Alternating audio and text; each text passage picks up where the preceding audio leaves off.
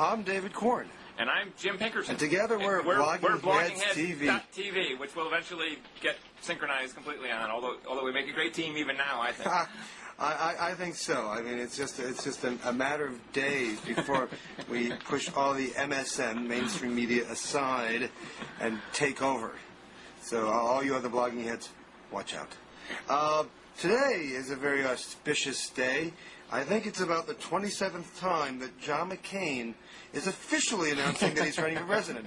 My question to you, Jim Pinkerton, is he officially dead? Not officially, but I think unofficially, I think he's pretty much done for. I mean, I think that the air is out of his balloon. He's too old, too cranky, too nasty, too pro-war, and he sold out all of you on the left who tactically fell in love with him. Yes. On issues like campaign finance reform and global warming. He sold you out on those issues, so therefore you're left with nothing now. Just nothing but a few sort of leftover Bush-Cheney Republican professionals and some fundraisers and a few neocons who like him. Is that all there is, John McCain? Picture in the paper today, there's a story in the Washington Post about how outlining many of these challenges that you just so succinctly described.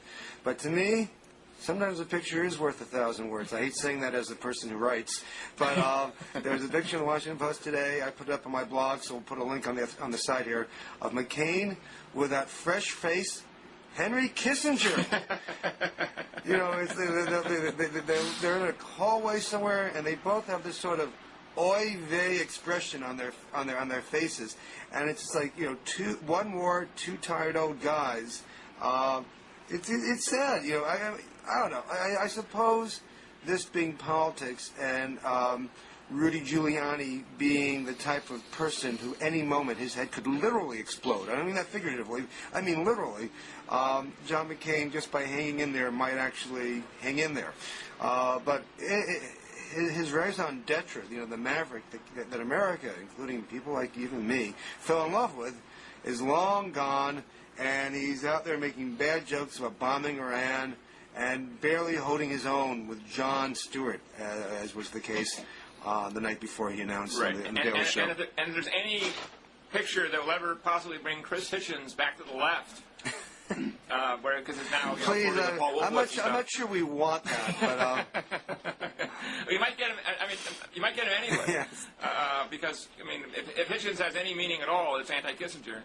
And although for all I know, Hitchens will now fall in love with Kissinger too, as well as McCain and the rest of the Bush crowd. But that would be a stretch that even I can't foresee quite yet. Well, if Paul Wolfowitz wasn't so busy these days, perhaps he could broker the Kissinger-Hitchens rapprochement, or détente, we should say, in sort of a geostrategic pun there. Okay, so put your thumb down. We're giving 2 thumbs down to John McCain here. But next question, Republican primary side. Fred Thompson fever. Have you caught it? I have not. Why are you immune? It seems like he, other than this little war thing, which we don't know what his position is, isn't he sort of a dream Republican candidate for people like Jim Pinkerton? We'll get to somebody in a second who I do kind of like on the Republican side. In business, that's called teasing. It's the whisper. I think that Thompson may well run. He certainly got there's a hole in the Republican field that was supposed to be occupied by George Allen and or Bill Frist or somebody like that, sort of a Southern conservative, sort of the base of the party, if you will. And, Newt Gingrich would like to fill that hole. But please, run, Newt, run. But he's being a little coy just to keep you off balance.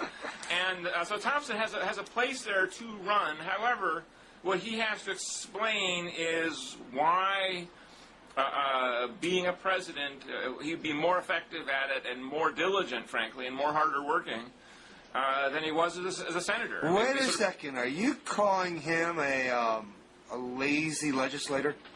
Well, let's put it this way. He was in the Senate for 8 years and did not really distinguish himself in any way. I mean, by contrast, Ronald Reagan, who was oftentimes accused by his enemies of being lazy, was 8 years as governor of California, and by most people's reckonings, including the voters, was a pretty successful governor of California. He put those students down. He signed that abortion rights bill. He raised taxes. He did all sorts of things as governor of California. He was busy. He was on the job. Exactly. He was on the job. That's the point. He was on the job. And he had a clear-cut record of executive leadership. And I think that's the point, is that one thing you learn in this town is that people like Bob Dole and John Kerry can just get up and make speeches for 30 years and think that making a speech is the same as actually accomplishing something. And they vote, and then they descend into jargon and legislative arcana. And meanwhile... It's nothing as substantive as writing a column. Listen, I don't think pundits should be president. Bad news for both of us, but I wouldn't vote for either of us for president. But do you think this is too high a hurdle for a guy who's actually put a lot of people in jail on TV? I mean, George Bush, W. Bush, was not known for being a hands-on governor. He had the education bill that he talked about, and it was questionable how good it was or how much he was responsible for it. But people elected him on the basis of his attitude, his name. I think again, you're disturbing. Look, I'm no fan of George Bush as a president, but as a governor, he was popular and effective. He said he'd do education reform. He did education reform. He said he'd do tort reform. He did tort reform. He said he'd do prison reform. He did prison reform. I mean, he actually was very effective at working with the legislature in Texas, admittedly at a time when the Republicans were surging and the Democrats had no choice but to go along. But the reason why he was reelected with the largest margin in the history of Texas back in 1998 was because even many Democrats and people who had not voted for him in 1994 swung around and supported him. So again, I think governors do provide you with a good, or mayor for that matter. I oftentimes think that Mayor Daley of Chicago, the Democrat, would make a pretty plausible, presidential. Not enough hair. Pardon? Not enough hair. well, listen, Thompson doesn't have much hair either. Well, actually, that is. Have we ever had a modern day a bald president? No, Eisenhower. Well, so a bald president who hadn't won a war. In the TV era, the last one was in the era of those newsreels. There are two reasons why I refuse to catch Fred Thompson fever. One, or why I refuse to even take him seriously as a candidate now. One is I'm not running in the Republican primary, so I don't have to worry about it. And two is he does, what you referred to, he does have a reputation for not being the hardest working guy on the block. So running for president, as you well know, having been involved in campaigns, and as I can only surmise, it is at least a full-time job, if not a little beyond that. And it takes a lot of work, a lot of commitment. You really have to feel it and have to want to do that heavy lifting.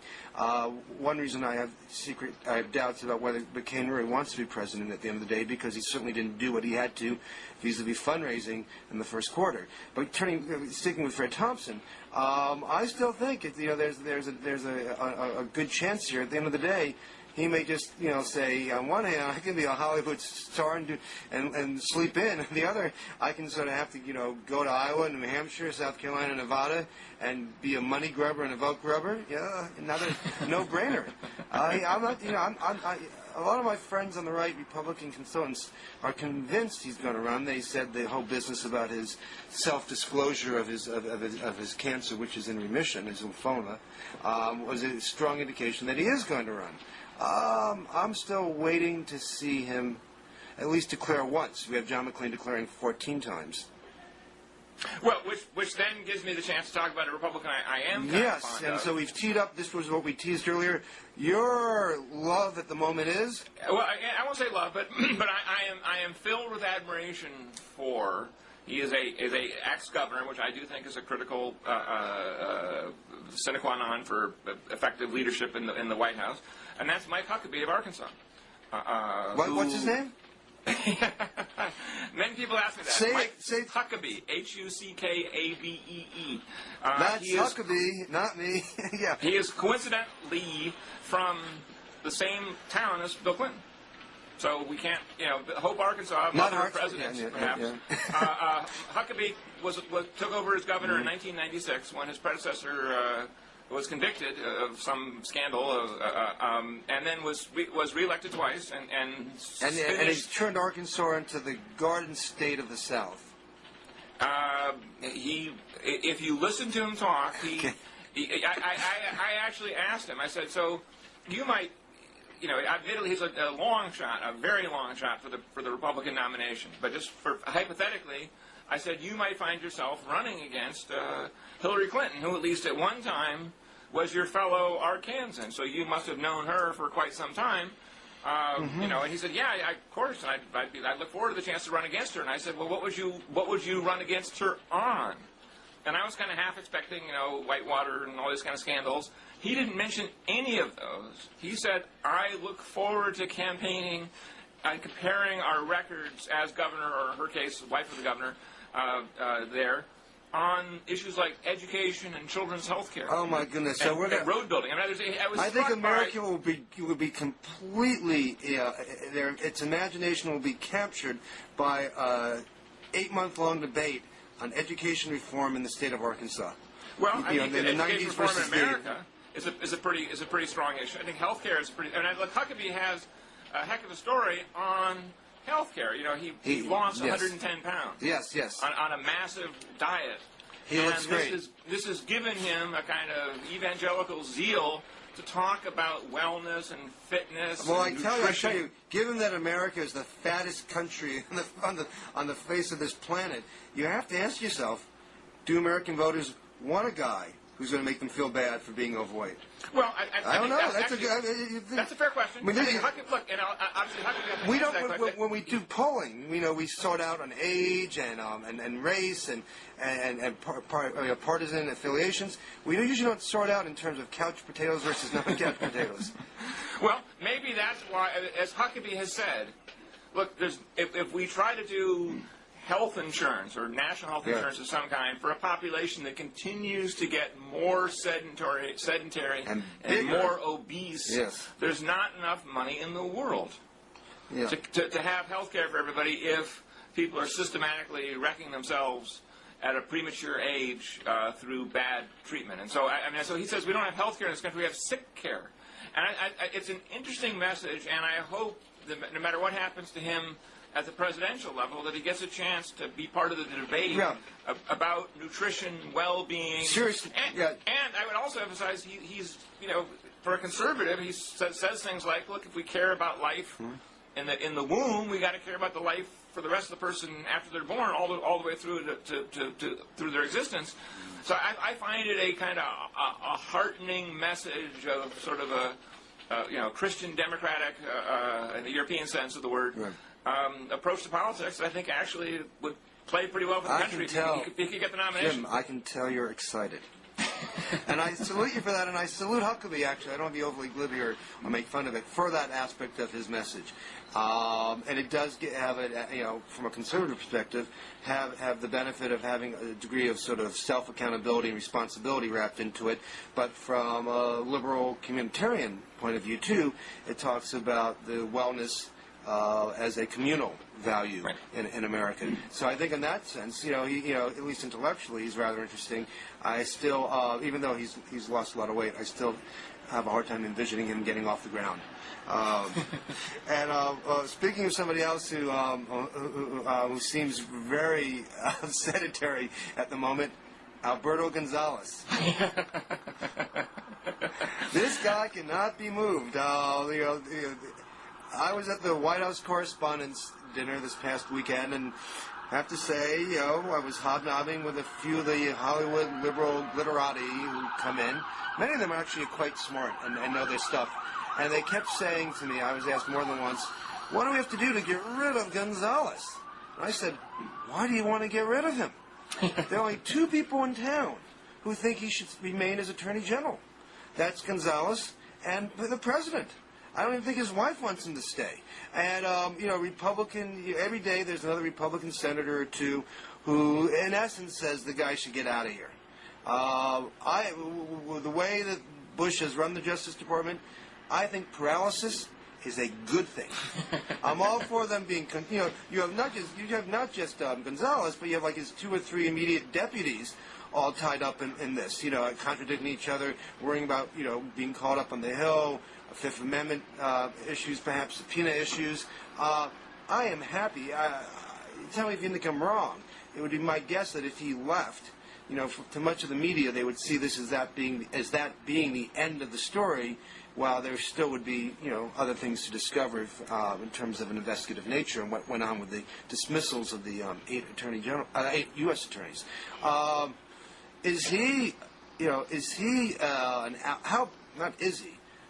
How bad an albatross is he for this president and perhaps even for the Republican Party? Well, I think he is a distinct negative, and I agree that nobody except the president and he himself want him to stay in the job. And I do think he'll be gone by Memorial Day. I'll just make a prediction by the end of May. He's not Attorney General anymore. What's going to happen between now and then that's going to change? I think just the ridiculousness of him staying on in a place where nobody trusts him and nobody likes him. My favorite moment. You think he wants to spend more time with his family? Was the guy who was checking off every time Gonzales said, "I don't know" or "I don't recall."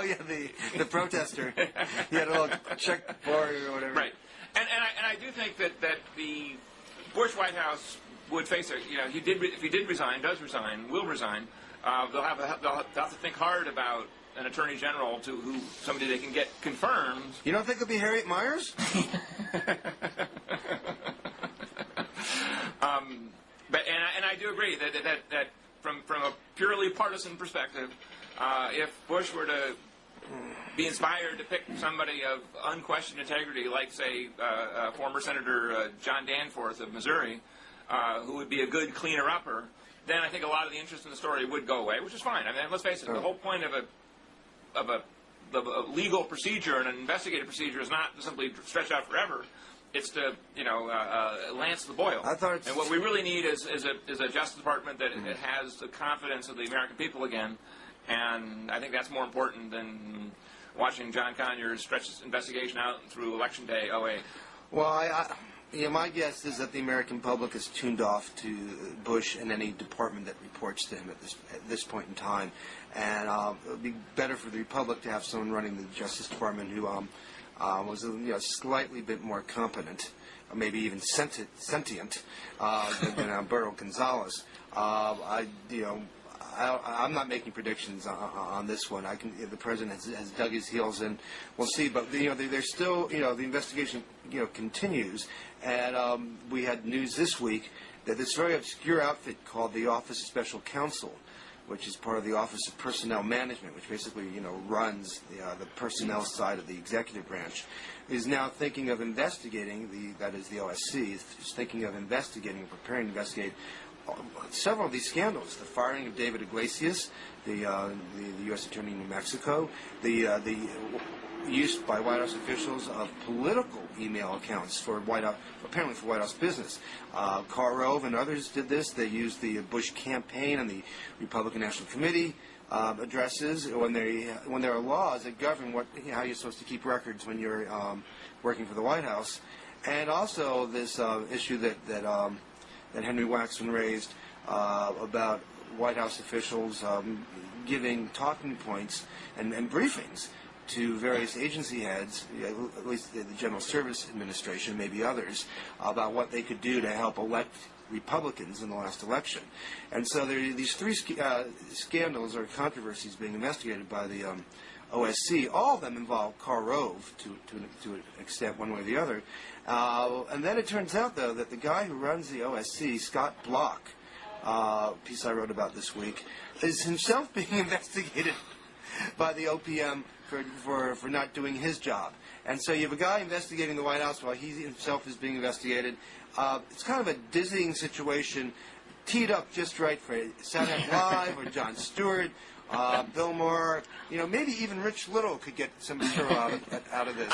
No, Rich Little couldn't get any laughs out of it. I'm sorry.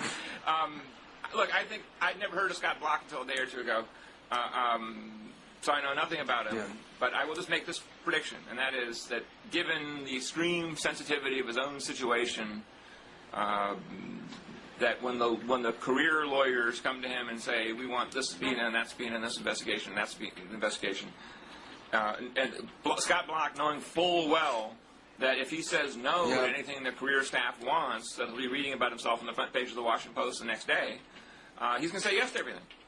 So he's going to, and also he'll go along for the ride and say, okay, fine, history has dealt me this strange card as the quote-unquote crusading Republican investigator, the Bill Ruckelshaus of this era, investigating now things. That's a historical reference to those out there who are under the age of 63. Bill Ruckelshaus was the Republican Deputy Attorney General under Elliot Richardson, who I should mention too, both of whom were resigned in 1973 rather than fire the special prosecutor back then in the Watergate era. Right, okay. Blogging at TV is not only entertaining, it's educating. So, I think in other words, I think the investigations, if the OSC has plans, they will go along just fine, and Scott Bloch you got to wonder though. Put his name on everything. With all this stuff happening, and it's this is Democrats like to run around and say elections have consequences. A lot of this is indeed happening because you have the Democrats in control of Congress who are raising these issues, sending subpoena letters, holding hearings on matters that the Republicans are not running around saying they're illegitimate. I mean, they try take stabs at saying, oh, this is just partisan witch huntery and all that. But no one buys that anymore. The use of the email accounts, the firing of the U.S. attorneys, all this stuff is actually quite real. It's not being drummed up. It's, in fact, in some ways more serious than what the Republicans used to go after the Clintons for in terms of the Vince Foster suicide and some of the imaginary scandals of that day. And it just goes to show you how the lid was kept on for so long by having Republicans who just weren't interested in any of this. Right, and I would say, remind you, some of those scandals in the Clinton era were like the travel office scandal, for example, where they fired these people because they wanted to make room for some Clinton hack appointees, and then they sicked the FBI on the people they fired just to screw them over further to make it look like the firing wasn't as politically illegitimate as it was. That was a real scandal, and I think a lot of big Democrats, including George Stephanopoulos, got away clean on that one when they shouldn't have. Right. But having said that, that is 12 years old. I'll give you that much. And I will also agree that all the scandals unfolding now are real and have legs to them. Legs and maybe even ankles and feet. We'll see how far it goes. Speaking of going far, we still have the showdown in Iraq. The rhetoric is getting hotter with Dick Cheney and Giuliani, Rudy Giuliani, more or less calling the Democrats surrender monkeys. The Democrats, though, are in the process now of passing a bill reconciling the differences between the bills passed by the House and Senate a couple weeks back, which is still going to call for the beginning of withdrawal and for some sort of an endgame. Still gives Bush a year and a half, more or less, to figure his way out of the mess he created. But no one's blinking yet. And what do you think the state of play is now? Well, I think that this has pretty much worked out the way I've been saying on the last couple editions of Blogging Has, and I've also said I wrote a column on this. I said, look, I think the Democrats are in deep danger of getting the blame for losing the war. The natural person to have responsibility for the war is George Bush. Now, he started it. It's his war. He fought it his way, and it's not going too well. Now, the Democrats, fairly late in the game, are eager to intervene and get in there and Murtha up the war effort in a way that is going to make it easy for Dick Cheney and Rudy Giuliani and the entire Republican Party in 2008 to say, we were doing okay in Iraq until Reid and Pelosi and Murtha got in there and screwed everything up. And I just, again, I'm a Republican, but the analyst in me is required to say that the Democrats are making a bad mistake, not in the merits of the issue, but for their own political interest. Well, the problem is if you have merits of the issue in your favor, but politics on the other side, but it's a matter of life and death and war. I mean, if you're a member of Congress and you're supposed to, check executive power, it's part of your job description, at least according to the Constitution. And you see a war, you see the president just, doing, I was going to curse. I'm not going to curse. We're just doing a rather dumb thing out there, you believe, and it's costing American lives and Iraqi lives and lots of treasure and hurting us in the world at large. Don't you have an obligation to try to do something? And what they're even doing in this instance is not putting any restrictions on the prosecution of the war and how it's going to and what the decisions are being made on the ground, which a lot of the Republicans try to make it sound as if they are doing. They're basically, saying you've set some benchmarks.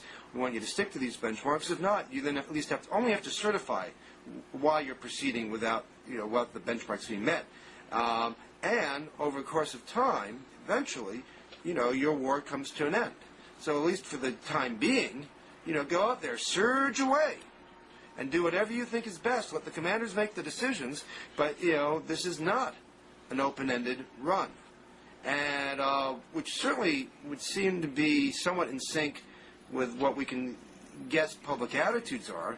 But, I mean, you're right, though. It does, give them, it puts the Democrats more in line of fire for being blamed for the, failure in Iraq. It might be the inevitable failure in Iraq by taking this position. But should they just sit on their hands and watch Bush further drag this country into this black pit? Well, again, the morality is clearly on your side there in terms of what's the right thing to do. This is where tragedies as a concept come from, because you're torn between Shakespeare, exactly, the Greeks. Yeah. Look, big. Doug Schoen, who is a prominent Democratic pollster, closely associated with Hillary Clinton, had an article in the Boston Globe in which he said, look, the Democrats are making a huge mistake from a partisan point of view. Right. David Broder, who is sort of a centrist of a centrist, had a piece in the Washington Post that, look, Harry Reid is making a big mistake, politically again. I have great admiration for Murtha and think that he's been very courageous on this issue and very right. Mm-hmm. But I just say again that he is setting up the Republicans to win and make a shocking comeback in 2008. Well, we'll see. I just want to give a shout out to a story that hasn't got a lot of attention, although Bill Maher has picked up on it. That McClatchy newspapers ran, I think, about 2 weeks ago, saying that training of Iraqi troops is no longer a driving force in U.S. policy. This is what happens when a good story isn't run in the Washington Post or the New York Times.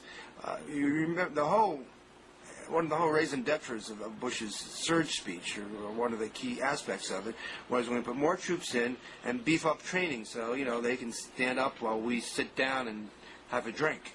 And now it turns out that actually there isn't much emphasis on training. We're not doing anything to beef up training. And so the whole notion of our ability to sort of at some point withdraw, this was actually a key point of the Iraq Study Group as well, to be more intensive in training, is going nowhere. So then what leads you to wonder what the hell the surge is for. If it's supposed to create some space and create some security while other things happen, but those other things are not happening, then it really is bad money after good, not to mention lives. I agree that, look, the McClatchy Bureau, which I guess was sort of formerly the Knight Ridder Bureau, those two reporters, Strobel and Landay. This is actually was a piece not by either one, but by Nancy Youssef. Okay, they had a whole bunch of them over there. They've done great reporting all along. If they're any justice, they would have had a lot more. I mean, they stopped giving Tom Friedman Pulitzer Prizes and started giving them Pulitzer Prizes. Look, I don't have anything positive or optimistic to say about this. But politically, why are the Democrats unable to make, if you believe that, unable to make this the key issue? Because I'll tell you why. Because the basic gut instinct of the nation. I knew you were going to say this. Go ahead. Is not to lose a war. Yeah. And whoever will get blamed for losing this war is going to suffer enormous damage, and that was the reality of Vietnam, and I suspect it's going to be the reality of the Iraq War.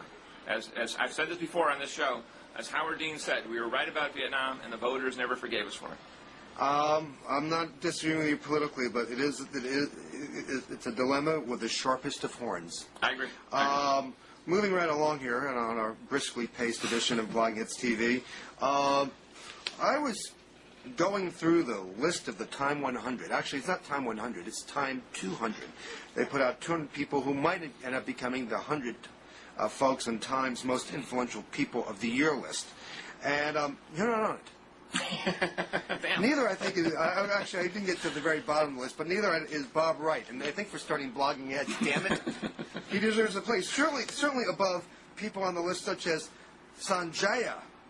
I see here. But I was looking at it because now they're doing this faux populist gimmick here, where you vote.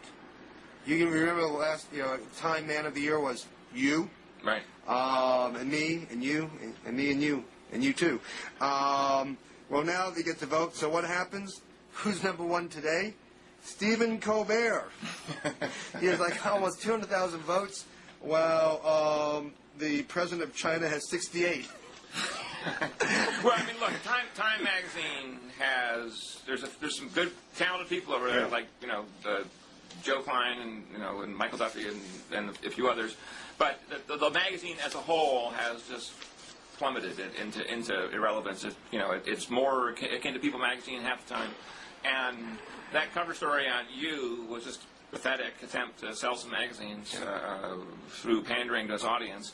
And so, the man of the year... It wasn't even good pandering. It wasn't even good pandering, exactly. I spoke to someone at Time a couple of days ago who says, there's a joke around the office there now. Whenever someone says something that you don't think is so bright, you say, "It's you, Soledad." People won't remember that from the Jon Stewart bit, but it was the interview that Rick Stengel did with Soledad O'Brien of CNN. And, I know both. At times they've done very good work and very serious, but that was just a misstep. Yeah, and so all their stupid lists now, I mean, they're just, they might as well be the Washingtonians. It's like Borat is right behind Marcos of Daily Kos. Although Michael J. Fox and Ricky Gervais are ahead of them at 25-26. We have George Clooney, closing in on Barack Obama, 23 versus 22 in the ratings here. Al Gore behind at 37. I didn't get much below 100 on this list. But where were you, David? Well, as I said, I didn't get below 100 on this on the 200 here. But the voting. I'm going for the write-in vote here. Lots of names. That I didn't know, and I click on them, and these are people who design video games. So George W. Bush. Oh, this is interesting. Number 83 at the moment. I rest my case. You rest your case. The best news of the week, though, now. The best news of the week on planet Pinkerton is that a planet has been discovered outside our solar system in a galaxy far, far, far away, which is potentially habitable by life forms such as ours. And the reason why I say this is the best news of the week, in fact, if you haven't watched this edition of Blogging Heads before, the Corn Pinkerton edition, Jim is looking forward to the day, if not he, but others, will be able to leave this planet in droves and colonize space. Sort of like, what is it, After the Gold Rush song, Neil Young. And also Childhood's End, I believe, in the great Arthur Clarke novel. But anyway, did you read the story? I did, and with great interest. Okay, and the Jim Pinkerton Goosebump Index. How high did it rate? This is pretty high. Look, as somebody like Isaac Asimov or somebody said, look, either we are alone in the universe, like totally alone, as a life form, or we are not alone. You can't argue with that. And either prospect, if you sit and think about it long enough, is kind of inspiring and mind blowing and staggering all at once. Yes. And so, I mean, if what they're calling exoplanets are as abundant as they would appear to be. It's only now we're starting to discover them. We're starting to discover planets that are, not only planets, but also roughly like Earth and and it's only been in recent years that we've had the capacity, technological capacity, to know for sure that there are planets out there. It's only been surmised up until just a couple of years ago, correct? Exactly. So if the universe is full of other planets not unlike ours, then it's probably pretty likely that there's other life somewhere else, and If not, well, I mean, if not, then so be it. But there's lots of other places for us to go, and all I can say is that whenever we get to the point where we can travel to other places, and it doesn't have to be, the speed of light. It could just be, a million-year voyage with a conventional rocket to get us there. When that happens, all the human history, everything that's ever happened on this Earth will look small and tiny, not unimportant, but just small and tiny, relative to the history of the human species that's written literally across the galaxy, across the universe. That's much more exciting and much more. And I also would say to people, that's if anybody will let us in. Well, and it's also if we survive long enough to do that. Let's face it, a planet that contains, Cho Sung-wi and Mahmoud Ahmadinejad of Iran, and whoever else. Will Salatin gave me a hint once on how to pronounce his name. Just think, Ahmadinejad. But don't quite say that. In any case, there are enough antisocial characters on this Earth to make me realize that if we sit here long enough with these loaded guns pointed at each other's temples, somebody's eventually going to pull the trigger just for fun. Their definition of fun. Right. And so we have to eventually compartmentalize ourselves. And it's nice to know, and this was the heartening thing about the lease planet, is that there are so many potentially hospitable places to go. Well, I propose we call it Planet Pinkerton. I assume there's no objection. And maybe we can put up a website and get 200,000 people to vote for that name. Well, I don't need the planet's name. We can call it Planet Cornea if that would help get more interest for it. Or we can have a blogging. Let's name it after Bob Wright. Now we'll really hit the big time. Well, you can deal with the cosmologists up in Princeton. I think it's suitable to end this issue of Blogging Heads, this edition, on that positive, forward-looking note of the future expansion of the human race to other neighborhoods where hopefully we will be kinder and gentler and neater. And further away from our enemies. Yeah, that too. So I'll see you next time, Jen. Thanks for joining us. Bye-bye.